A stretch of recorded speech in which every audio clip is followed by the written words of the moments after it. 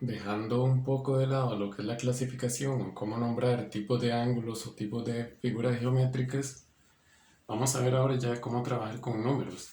Lo primero que vamos a ver son cómo encontrar medidas de ángulos y posteriormente, o sea, seguidamente vamos a ver cómo son los ejercicios de esto que vendrían en la prueba. Para encontrar medidas de ángulos, hasta el momento hemos visto tres cosas. Lo primero es cuando dos ángulos forman par lineal, es decir, dos ángulos que están justo al lado, tienen un lado en común y forman toda la línea recta. Digamos, los dos juntos forman la línea recta, o sea, el ángulo llano. En el par lineal yo les he dicho que la suma de ellos dos siempre va a ser 180. Por eso, porque ellos están formando todo el ángulo llano, la línea. En un ejemplo como este, 70 y x son par lineal, porque entre los dos están formando todo el ángulo extendido llano, o sea, entre los dos se está generando, o así decirlo, se está formando una línea recta con dos de sus lados. Y lo que uno va a hacer siempre es lo siguiente, o sea, 70 más x tiene que sumar 180 por ley, porque forman el ángulo llano. Siempre va a ser así, siempre va a ser 180, por esa razón, porque el ángulo llano siempre va a medir eso. Entonces, para calcular ese x podemos hacer algo similar a lo que uno hacía en triángulos, que era agarrar 180 y restarle el 70. ¿Por qué? 180, veámoslo así, es todo. O sea, la medida de todo esto es 180. Y si yo le quito este 70, que es este ángulo que está a la izquierda, entonces el ángulo de la derecha va a ser el resto. O sea, 180 menos esto va a ser la medida de x.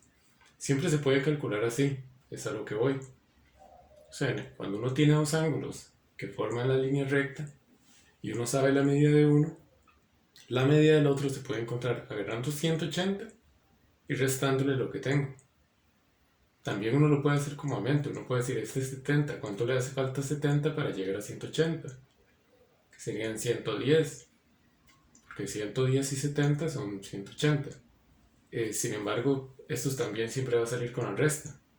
Recordemos que acá, por ejemplo, 0 menos 0, bueno, 0, 8 menos 7 es 1 y 1, o sea, 110. Quiere decir que la medida del ángulo x en ese caso es 110. Esto no lo vimos así la vez anterior, o sea, solo definimos lo que era par lineal. Sin embargo, así es como se emplea para ya encontrar medidas de ángulos. Lo que uno tiene que tener siempre en mente es eso. Son dos ángulos, los cuales forman todo el ángulo llano. También vimos lo que es ángulos opuestos por el vértice. Los opuestos por el vértice, yo les había dicho, esto que dice acá, miden igual. Que midan igual es lo mismo que decir congruentes. Cuando ustedes vean la palabra congruentes, lo que quiere decir es eso. Dos ángulos congruentes o dos figuras congruentes, sean lo que sean, van a ser figuras que miden igual. Entonces los ángulos que son opuestos por el vértice son ángulos que están enfrente, formados, dicho de alguna forma, por las mismas rectas, porque aquí solo hay dos rectas que se cruzan, y los que están al frente, esas, digamos, cualquier par de ángulos que estén uno enfrente del otro, formados por esas rectas, son ángulos opuestos por el vértice. Como miden igual, por ejemplo, si yo tengo un ángulo que en este caso es 105 y aquí arriba hay otro ángulo que quiero averiguar cuánto es, y simplemente el hecho de que sean opuestos por el vértice, que estén justo enfrente, va a significar que este de arriba también tiene que medir 105, por ley. De hecho, esto es incluso hasta más fácil de aplicar que lo del par lineal. Porque, o sea, lo único que uno tiene que hacer es repetir esta media en su ángulo que está al frente. Muy importante es eso. Esos dos ángulos están formados por las mismas rectas.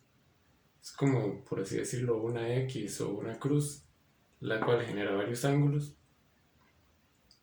Por ejemplo, entre estos dos del frente, sea lo que sea que midan, también deberían de medir lo mismo.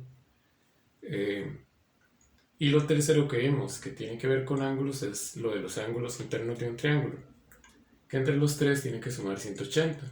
Esto fue, de hecho, lo vimos la vez anterior, y si vimos cómo calcularlo, que yo les decía, lo que uno hace es sumar primero lo que tengo, de hecho es algo similar a esto, solo que aquí primero tengo que encontrar cuál es la medida que tengo. 60 y 70 serían 130, y luego agarro 180, que es la medida de los tres ángulos, y le resto esa parte que tengo, que en este caso sería 50. O sea, este ángulo X debería medir 50. Vean que entre las tres cosas que hemos visto, bueno, a mí no me genera como duda, en el sentido de que son muy distintas entre sí.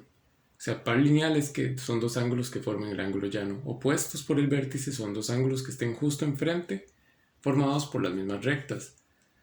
Y los ángulos de un triángulo, los internos, son cuando uno tiene un triángulo, siempre tiene que tener que los tres de adentro suman 180. Muy importante, algo que les había mencionado con esto en la parte anterior, y es que para poder encontrar un ángulo ocupo saber los otros dos de fijo.